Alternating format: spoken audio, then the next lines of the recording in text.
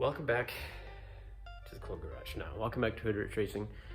Today we're going to be installing this 4-port boost controller so we can get traction. It's an electronic boost controller for boost by gear. It's a Burton Racing kit, and if you guys are running anything over 450 or 500 plus horsepower, definitely run one of these so you can get traction. So stay tuned and we'll be installing this.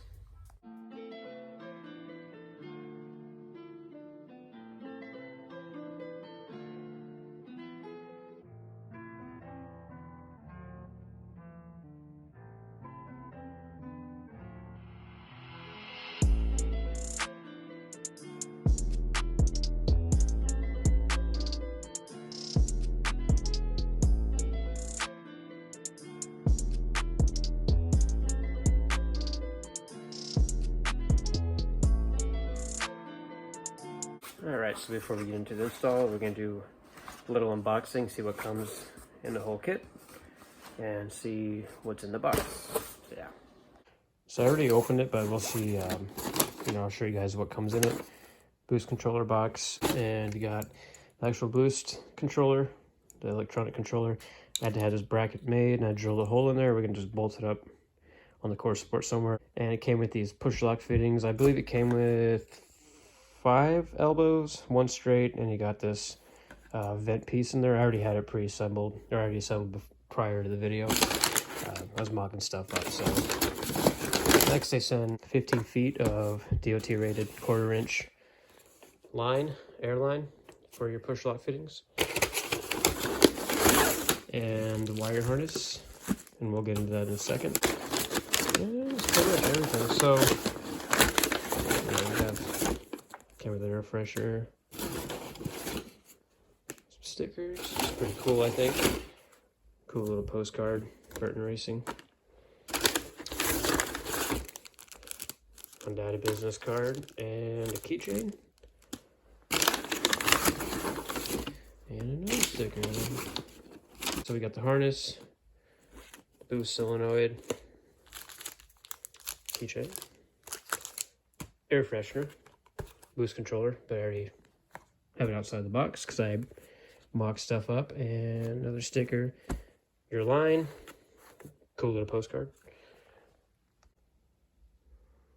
Yeah, there's the snow. So I opened up the harness so I can show you guys.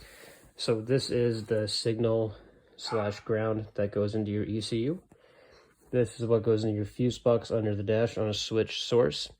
And I found an empty source on mine, so I won't have to attach the prior fuse that was in there to this. But went ahead and put the 10 amp fuse that was supplied with the kit.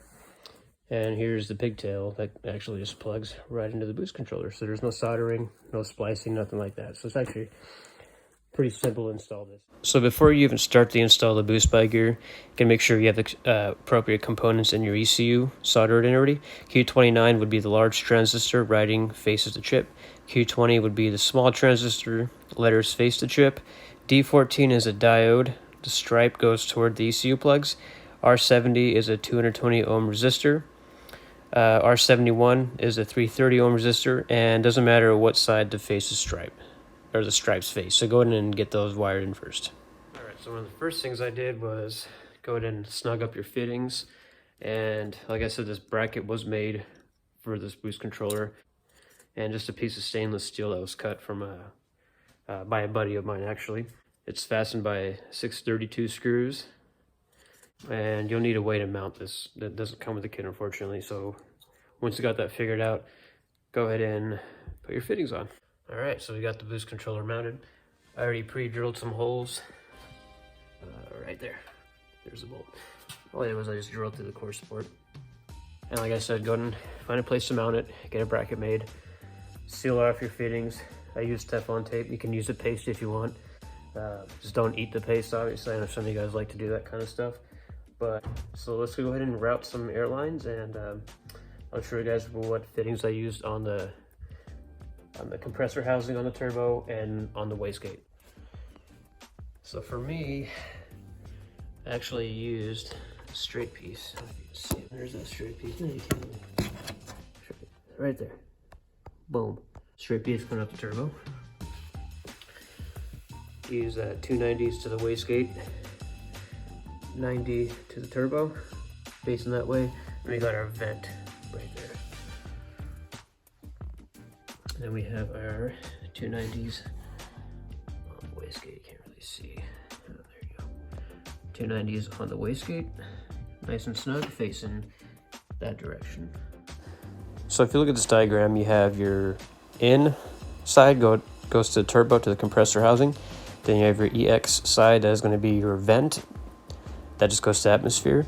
And you have the A goes to the top of the wastegate, and B will go to the bottom of the wastegate. So if you look at the diagram that I just put up on the screen, and if you refer to the little diagram on the boost solenoid, EX is going to be right here. So that is your vent. Go ahead and put that fitting in, leave it alone. Next to it is the N, or IN, whatever you want to say. That goes to the turbo fitting. So let's go run that real quick, and we'll take care of these two in a second. All right, from the turbo to the solenoid, we're gonna need 26 inches of line. The way I figured it out was I took a rubber hose, vacuum line that's plenty long, and we just hooked it up to the turbo. Not hooked it up, but just kind of, you know, held it with one hand right here. And then we ran the other end to the solenoid. And we put our thumb where we need it. And we just went ahead and measured. So go ahead and do that. It's a good way to mock up your stuff. Get a good length for, you know, lines. So we'll do that with the rest of them, and we'll get everything all hooked up. Quick little tip when you're cutting the line. So I went ahead and I trimmed a little extra just to show you guys. But you can see, why isn't it not focusing? Anyway, so I cut it with some side cutters, or, you know, the wire cutters, and it kind of made it like an oblong. There we go. It's kind of like an oval shape. You don't want that. You want a nice circle.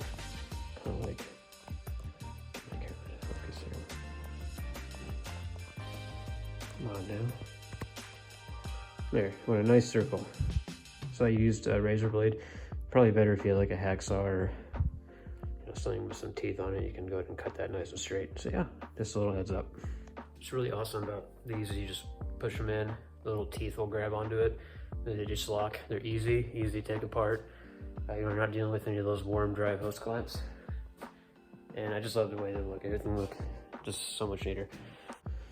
So yeah, just go ahead and put it in. Push it in, and when you want us to remove it, go ahead and push the blue button in and pull your line up. Let's see if I can get it. Can't get it with one hand. There you go. Pops out. And then boom. That's right in. We are gonna go ahead and fasten this later on. Go ahead and fasten that right there. Kind of make sure things are nice and bracketed. I don't want a lot of movement in these parts. I want everything to be solid. And same goes within here. We'll throw a little one of those zip ties that you can put a sheet metal screw, just fasten it all up. I'm just gonna run the wastegate lines now. God, it's so cold out here. If I can survive much longer. It snowed a lot today. It was like from a couple days ago, but damn, it's really cold. Whew. All right, here we go. For real, have some pride in your work. Run these lines nice and neat. As you can see, I try to run them as away from any kind of really hot source. They're just kind of tucked back there to the wastegate. We have where it says A on the boost controller. That will run to your top port of the wastegate. B, and it's also labeled, this line right here. That's B, that's A. B will run to your bottom port. And everything looks good. So we're gonna go ahead and wrap this one up real quick, kind of fasten it, get out of the way, and we will get into the wiring part. So that's good. You guys can probably tell I'm a big fan of these little bastards. It makes everything look neat. Make your shit look neat. Okay, I'm gonna be real with you guys. So I attempted to run the wire harness to the boost controller, and I about lost my shit. So we're gonna run it a different way. A way that's gonna be just as clean. So originally I wanted to run it next to my wideband wires kind of parallel with it, so I can have everything on one side, which would be the passenger side. But I'm gonna have to run this wire due to the length of each pigtail. I gotta run it on the driver's side actually. So like I said, here's a wideband wire. I was just gonna run the wires, just attach them to this and run it through the firewall, but the length is not proper. So plan B is just to run it right here, fasten it right here nice and neat, run it along there and through the firewall. So this is where we're gonna leave off for tonight. I gotta get another pack of these zip ties so we can continue to run this wire. Got the boost controller, got our wastegate lines, we got our turbo line, and we got the connector for the boost solenoid. We're gonna run this wire, just ran up through here, and it just comes out on the other side right here. We'll just run that through the firewall back there. So tomorrow I'm gonna go grab some zip ties and we'll finish this job off. It's a super simple install, you know, as long as you don't overanalyze it and you know, you plan where you want to run stuff. Glad I got it figured out, and this is a very good kit. I'll put a link in the description below to get the kit. And there's also another, like I said, there's another video of them actually installing it. But yeah, so let's get those zip ties and we'll finish the rest of this install. All right, day 2. Snow's freaking insane. I got these. Gotta go back out in the garage and continue wiring this stuff up.